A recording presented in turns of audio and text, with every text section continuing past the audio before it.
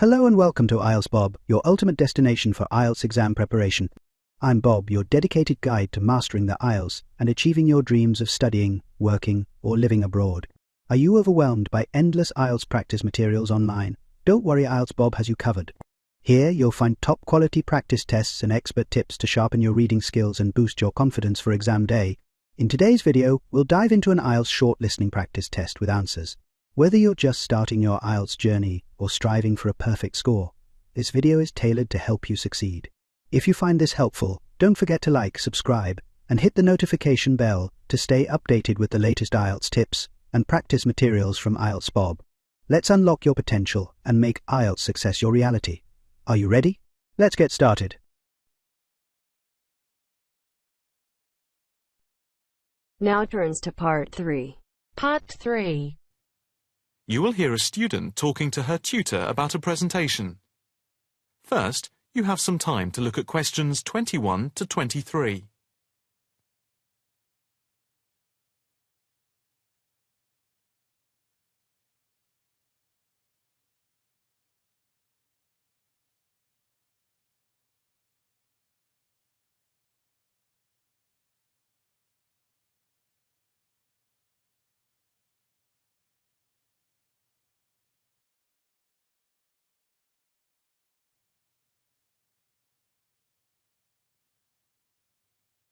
Now listen carefully and answer questions 21 to 23. Excuse me, Dr. Owen, Oh, hello, Karen. Have you got a few moments? Yeah, sure. How can I help you? Well, I've had difficulty finding data on the original question, and I was wondering if I could change my paper to Investment in Knowledge, comparing some European countries with the United States, and then with others throughout the world, including the OECD average. I found lots of data by way of graphs, etc. Where did you get the data from? From various sources, books and journals. How are you going to present the material?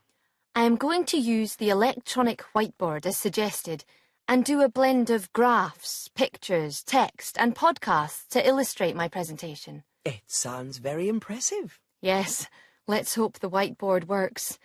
But I'm also going to have a PowerPoint presentation for a backup, just to cover myself.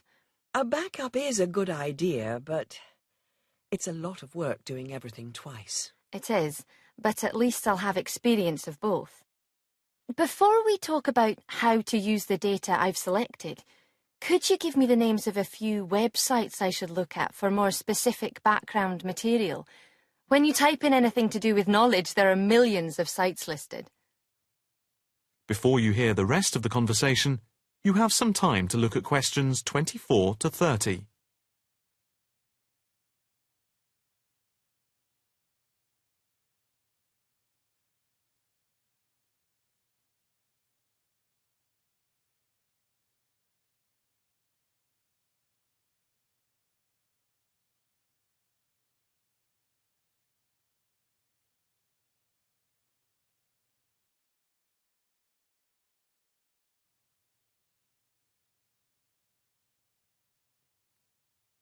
Now listen carefully and answer questions 24 to 30.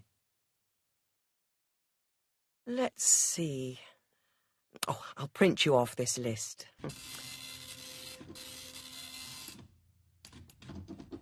Oh, there we go. Right. Do I really need to study everything on these? No, I suggest there are 5 or 6 you can look at. The one you have to go through is the IT department section on the university site, which is www.kmul.org. It has articles by all of us in the department and has links to useful information, so I think it is essential to look at this. OK, I've already been on it, but I'll tick that one as a must-read. And there's a site which is hosted by Pollock. It's investmentit.com. All you need to do is to skim the abstracts of the articles on the site. They'll give you a general idea about the effects of investment in knowledge. Yes, that sounds good. It cuts out having to read everything. What about this one? knowledgejournal.com. If I remember, it's not that useful. I would say that there are very few things that you need to read there. Then there's itknowledgereview.com. It's got loads of articles, but it's probably best just to read those that have come out in the last term or so. Do you have to subscribe? No, it's free from the university library. And another free journal online is itonline.com. I wouldn't say it's essential to read it, but it is beneficial.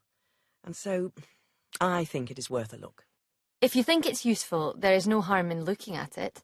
But nationalstatistics.com is worth looking at and trying out the links that it gives. I think these are probably enough to be getting on with. I think so. There's another thing I want to ask about.